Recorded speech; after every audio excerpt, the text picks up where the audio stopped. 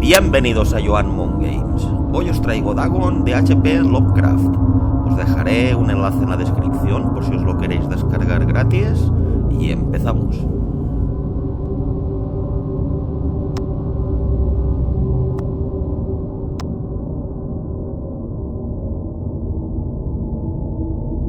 I am writing this under an appreciable mental strain, since by tonight I shall be no more.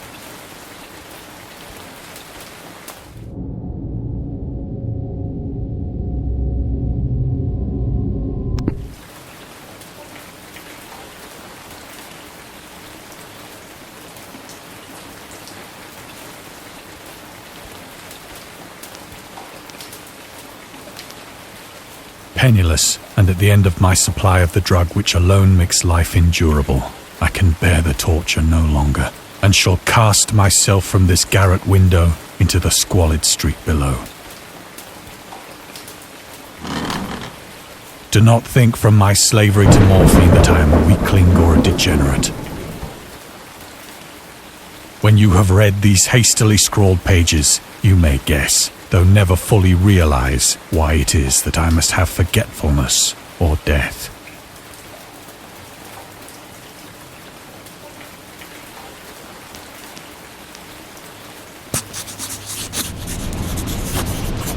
It was in one of the most open and least frequented parts of the broad Pacific that the packet of which I was supercargo fell a victim to the German sea raider.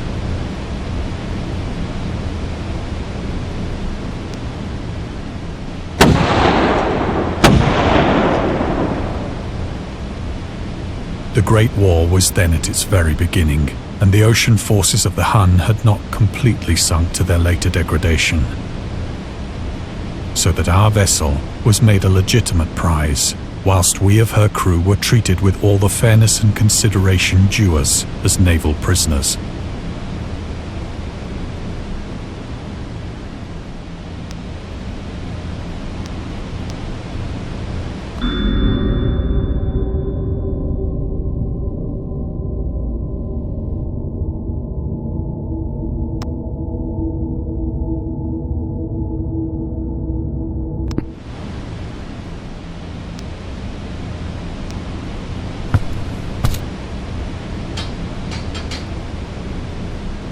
So liberal, indeed, was the discipline of our captors, that 5 days after we were taken, I managed to escape alone in a small boat with water and provisions for a good length of time.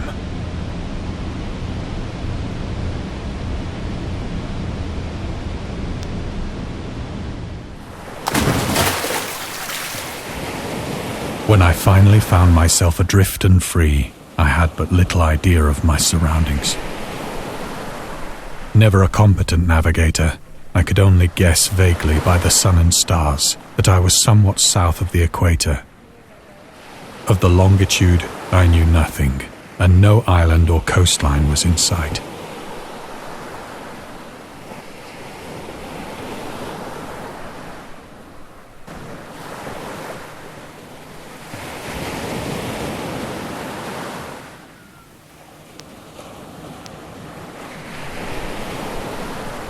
The weather kept fair, and for uncounted days I drifted aimlessly beneath the scorching sun, waiting either for some passing ship or to be cast on the shores of some habitable land.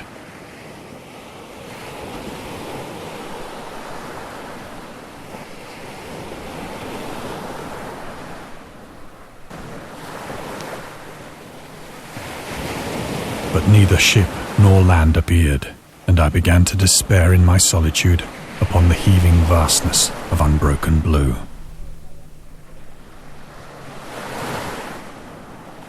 The change happened whilst I slept.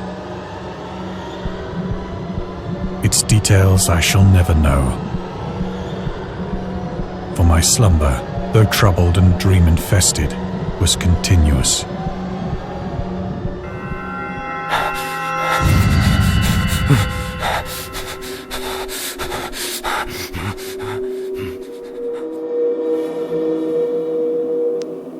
When at last I awoke, it was to discover myself half sucked into a slimy expanse of hellish black mire, which extended about me in monotonous undulations as far as I could see, and in which my boat lay grounded some distance away. Though one might well imagine that my first sensation would be of wonder at so prodigious and unexpected a transformation of scenery, I was in reality more horrified than astonished. For there was in the air and in the rotting soil a sinister quality which chilled me to the very core. The region was putrid with the carcasses of decaying fish and of other less describable things which I saw protruding from the nasty mud of the unending plain. Perhaps I should not hope to convey in mere words the unutterable hideousness that can dwell in absolute silence and barren immensity. There was nothing within hearing and nothing in sight save a vast reach of black slime, yet the very completeness of the stillness and the homogeneity of the landscape oppressed me with a nauseating fear. The sun was blazing down from a sky which seemed to me almost black in its cloudless cruelty, as though reflecting the inky marsh beneath my feet.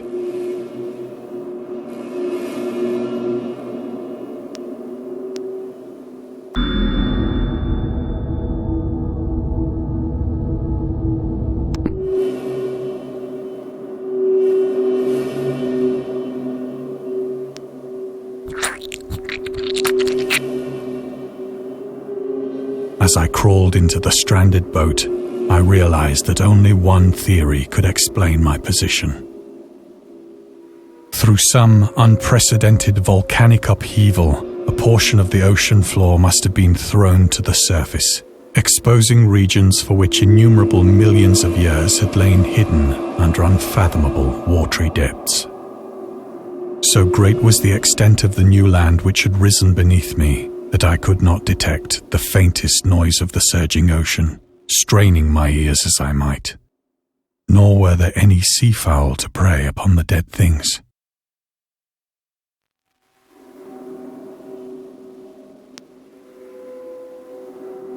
For several hours I sat thinking or brooding in the boat, which lay upon its side and afforded a slight shade as the sun moved across the heavens. As the day progressed, the ground lost some of its stickiness and seemed likely to dry sufficiently for travelling purposes in a short time. That night I slept but little, and the next day I made for myself a pack containing food and water, preparatory to an overland journey in search of the vanished sea and possible rescue.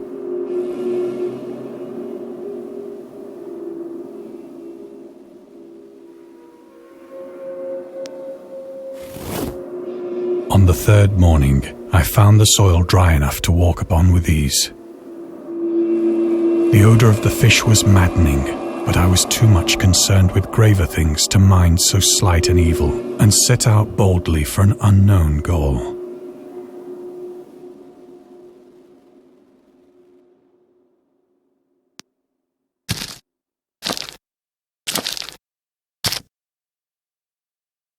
All day I forged steadily westward, guided by a faraway hummock which rose higher than any other elevation on the rolling desert.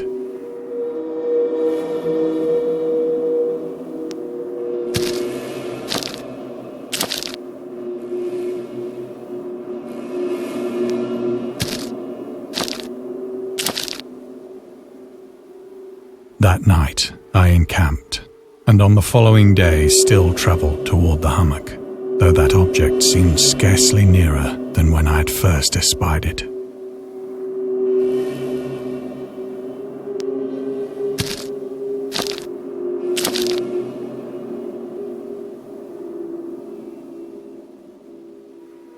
By the fourth evening, I attained the base of the mound, which turned out to be much higher than it had appeared from a distance. An intervening valley setting it out in sharper relief from the general surface. Too weary to ascend, I slept in the shadow of the hill. I know not why my dreams were so wild that night, but ere the waning and fantastically gibbous moon had risen far above the eastern plain, I was awake in a cold perspiration, determined to sleep no more. Such visions as I had experienced were too much for me to endure again. And in the glow of the moon I saw how unwise I had been to travel by day. Without the glare of the parching sun, my journey would have cost me less energy.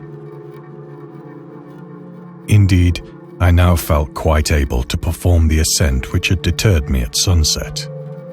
Picking up my pack, I started for the crest of the eminence.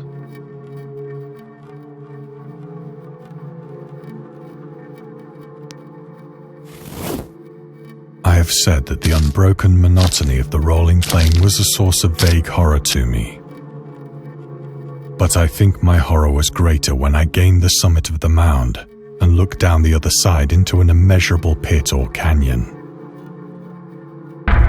whose black recesses the moon had not yet soared high enough to illumine. I felt myself on the edge of the world, peering over the rim into a fathomless chaos of eternal night.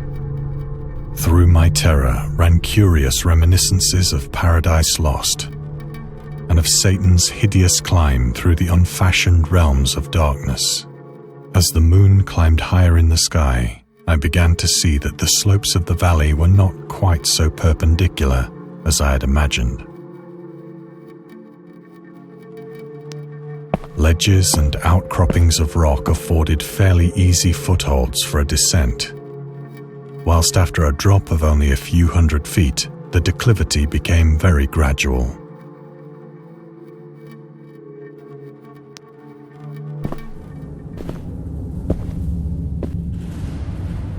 Urged on by an impulse which I cannot definitely analyze, I scrambled with difficulty down the rocks and stood on the gentler slope beneath, gazing into the Stygian deeps where no light had yet penetrated. All at once, my attention was captured by a vast and singular object on the opposite slope, which rose steeply about 100 yards ahead of me. An object that gleamed whitely in the newly bestowed rays of the ascending moon.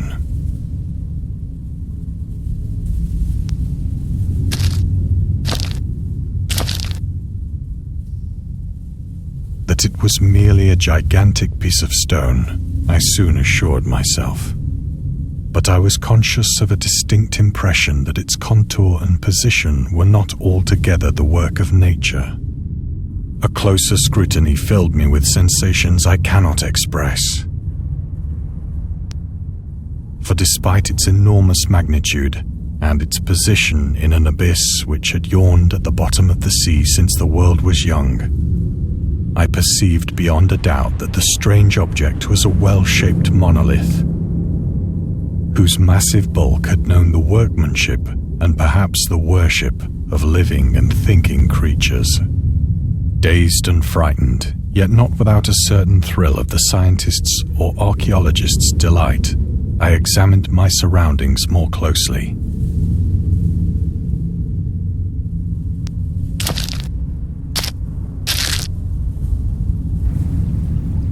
The moon, now near the zenith, shone weirdly and vividly above the towering steeps that hemmed in the chasm, and revealed the fact that a far-flung body of water flowed at the bottom, winding out of sight in both directions and almost lapping my feet as I stood on the slope. Across the chasm, the wavelets washed the base of the Cyclopean monolith, on whose surface I could now trace both inscriptions and crude sculptures.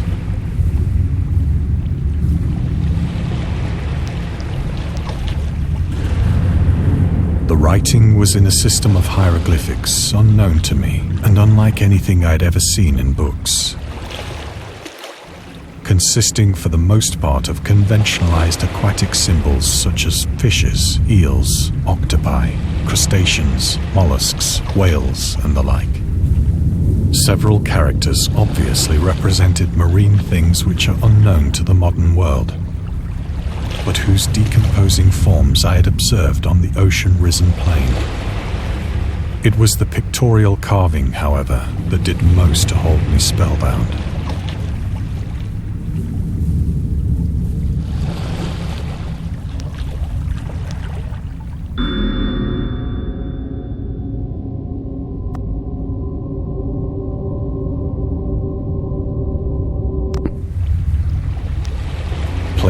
visible across the intervening water on account of their enormous size were an array of bas-reliefs whose subjects would have excited the envy of a Doré.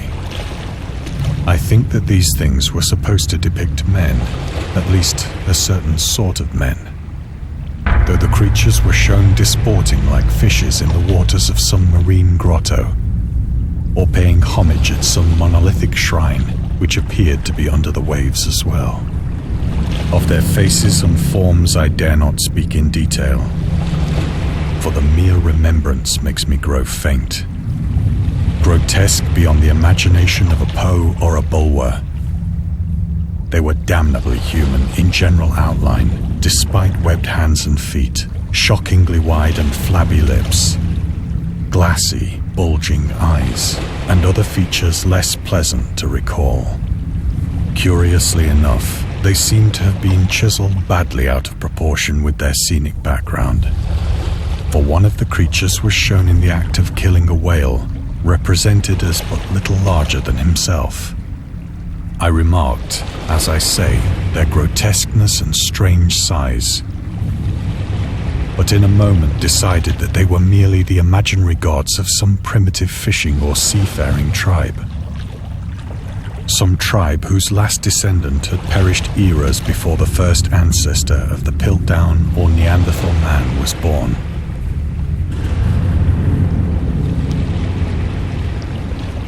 Awestruck at this unexpected glimpse into a past beyond the conception of the most daring anthropologist, I stood musing whilst the moon cast queer reflections on the silent channel before me. Then, suddenly, I saw it. With only a slight churning to mark its rise to the surface, the thing slid into view above the dark waters. Vast, Polyphemus-like and loathsome, it darted like a stupendous monster of nightmares to the monolith, about which it flung its gigantic scaly arms, the while it bowed its hideous head and gave vent to certain measured sounds.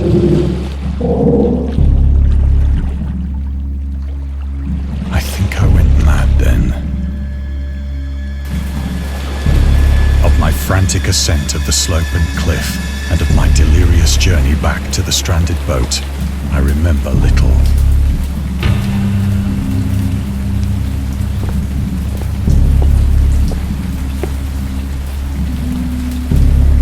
I believe I sang a great deal and laughed oddly when I was unable to sing.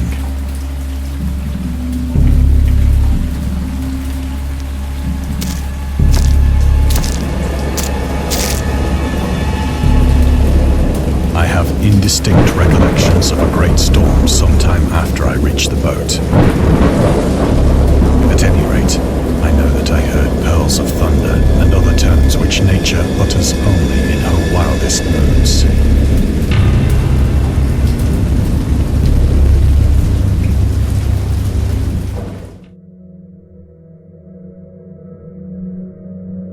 When I came out of the shadows, I was in a San Francisco hospital, brought thither by the captain of the American ship which had picked up my boat in mid-ocean. In my delirium, I had said much, but found that my words had been given scant attention. Of any land upheaval in the Pacific, my rescuers knew nothing. Nor did I deem it necessary to insist upon a thing which I knew they could not believe.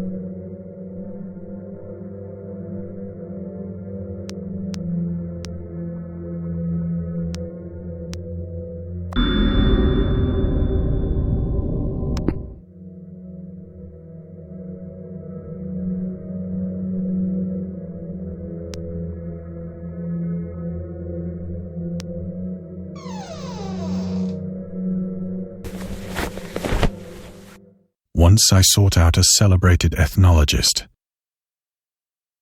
and amused him with peculiar questions regarding the ancient Philistine legend of Dagon, the fish god.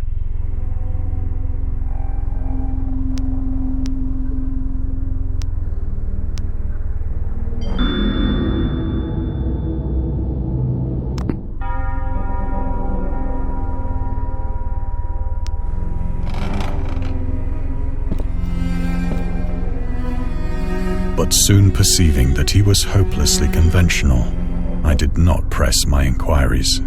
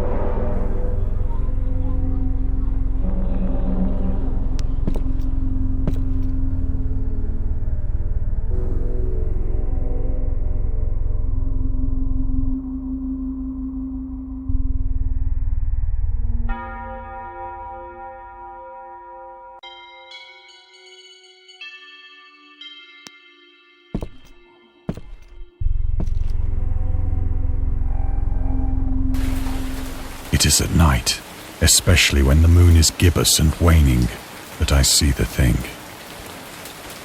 I tried morphine, but the drug has given only transient surcease and has drawn me into its clutches as a hopeless slave. So now I am to end it all, having written a full account for the information or the contemptuous amusement of my fellow men.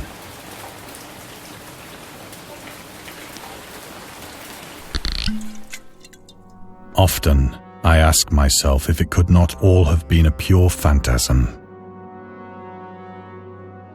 A mere freak of fever as I lay sun-stricken and raving in the open boat after my escape from the German man-of-war. This I ask myself, but ever does there come before me a hideously vivid vision in reply. I cannot think of the deep sea without shuddering at the nameless things that may at this very moment be crawling and floundering on its slimy bed, worshipping their ancient stone idols and carving their own detestable likenesses on submarine obelisks of water-soaked granite. I dream of a day when they may rise above the billows to drag down into their reeking talons the remnants of puny, war-exhausted mankind. Of a day when the land shall sink and the dark ocean shall ascend amidst universal pandemonium.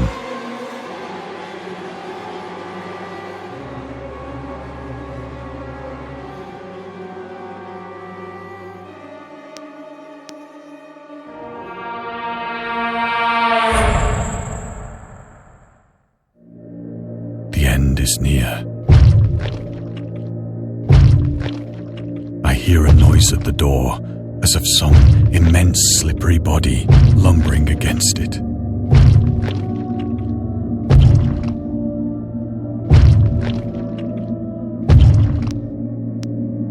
It shall not find me.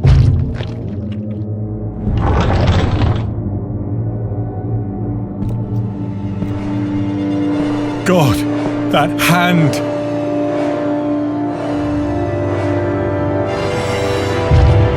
The window! The window!